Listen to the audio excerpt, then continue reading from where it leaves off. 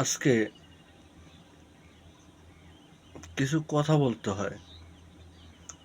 সেই কথাগুলো হচ্ছে, আমরা যখন ছোট ছিলাম,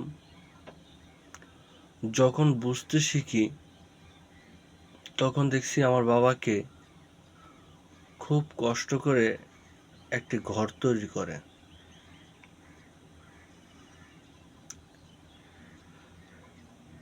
বেশ সুন্দরই কাটতেছিল আমাদের জীবন।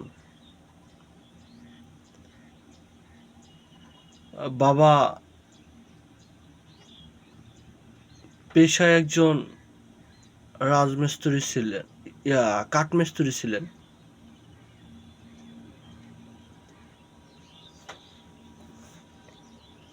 বাবার একটু রাগটা বেশি, প্রচণ্ড রাগ। সে একটু অন্যরকম মানুষ, জিদি মানুষ। যখন রাগ উঠে কাউকে ছাড় দেয় না, কিন্তু তার মানসিকতা ভালো ছিল, বেশ ভালোই ছিল। আমার মা বরিশাল জেলার মেয়ে ছিল, যার কারণে কুমিল্লা অঞ্চলে তার টিকে থাকাটা খুব কষ্ট হয়ে দাঁড়াইছিল। প্রবল হিংসা থাকলে মানুষের ভিতরে যা হয়। পরবর্তীতে আমার বাবা বিদেশ যান। আমার চাচা, আপন চাচা, তাকে বিদেশ নেন। বিদেশ যাওয়ার পরে আমাদের জীবন খুব কষ্টেই কাটতেছিল। অনেক বছর বাবার কোনো খোঁজ খবর নেই। বাবা বেঁচে আছেন নাকি নেই, সেই বিষয়ে আমরা কোনো খোঁজ খবর পাইতেছিলাম না। এমন অবস্থায় আমাদের উপরে এক ধরনের নির্যাতন নেমে আসে। খাদ্যের কষ্ট, নানান কষ্ট আমাদের উপর দিয়ে যায়। তারপর এক পর্যায়ে কিছু মানুষ আছে যারা মানুষের অসৎ সুযোগ নিয়ে নানান রকম হুকুমদারি চালায়। যেটা গ্রামে আছে, কিছু জমিদারি ভাব মানুষের এখনো আছে, দেখবেন। মনে রাখবেন যে কামলার ঘরে কোনো সময় কাজ করতে নাই। এমন পর্যায়ে আমার চাচা নানান বিষয় নিয়ে আমাদের মারধর করতে চেষ্টা করত। শুধু তাই না, ভয়ভিত্তিক ইত্যাদি নানান কিছু। আমার দাদা তখন বেঁচে ছিলেন। আমার দাদাও কম অত্যাচার করেন নাই। তবে দাদার যে একটা ভালোবাসা, সেটার বিষয়ে কিছু বলতে পারবো না, কারণ যেটা পাই নাই সেটা কিভাবে বলি। তবে আপন লোকদের ভালোবাসা পাইনি। এই কষ্টের মধ্য দিয়ে এক পর্যায়ে আমার মা ঢাকা চলে আসেন আমাদের নিয়ে।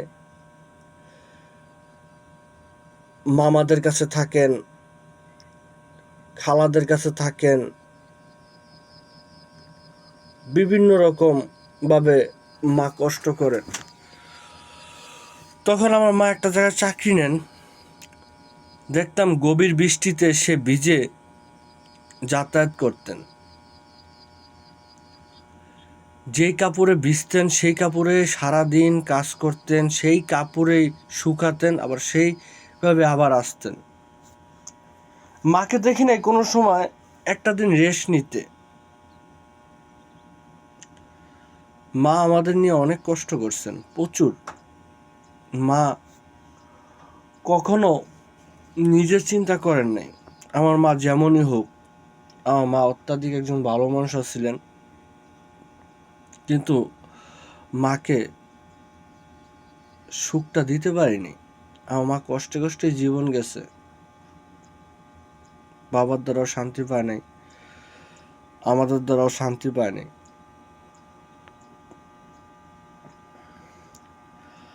তবে আমার মা যখন অসুস্থ ছিল, আমি একজন ছেলে মানুষ হয়ে মেয়ে মানুষের মতো সব কাজগুলোই করছি। খারাপ সময় কেউ পাশে ছিল না। আমার আমার জীবনটা জানি কিরকম। অশান্তিতে একটা জীবনযাপন করলেও বিয়ের পরে ভাবছিলাম একটা শান্তিতে জীবনযাপন করব, দেখেছি সেখানেও অশান্তি। শাশুড়ির প্রবলতা পড়ে আমার জীবনটা পুরো এলোমেলো হয়ে গেছে। আমি যেরকম একটা জীবন চাইছিলাম সেরকম জীবনটা পাইনি। আমার একটা ছেলে একটা মেয়ে, তাদেরকেও আমি লালন পালন করতে পারিনি, তারা আমার কাছে নাই।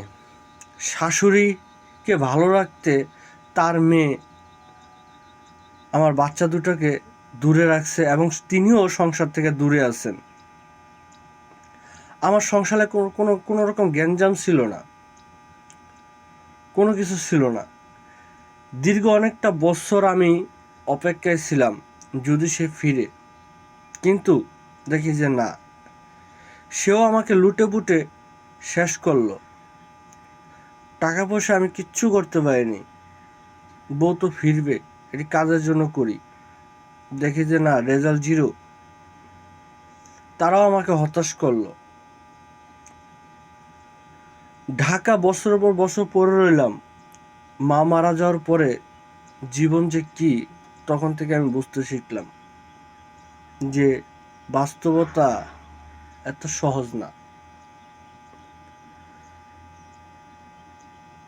ঈদ যায়, মাসের পর মাস যায়, যখন টাকার প্রয়োজন হয় তখন বাবা ফোন দেয়, এছাড়া কেউ ফোন দেয় না। আশেপাশে যারা মানে নিজেরই একদম ঘনিষ্ঠ লোক যারা আছে, তারা একটা বারের জন্য ফোন দেওয়া জিজ্ঞেস করে না, কোনো সময় না। আমি যদি ফোন দিই বা দিতে পারি তাহলে ভালো, তাহলে না। ঈদ যায়, কখনো বাবা বলে না বাড়ি আয় নিজের থেকে। যদি বলি যে বাবা আমি বাড়িতে আসব, কবে, কি লিগা, তখন কি বলেন? এরকম কথা বললে তখন কি আর বাড়ি যেতে মনে চায়? না। যাই হোক, এই আলাপটা নাই করলাম, এতটুকু থাকুক। আরেকদিন সুযোগ পেলে আপনাদের সাথে আলাপ করব।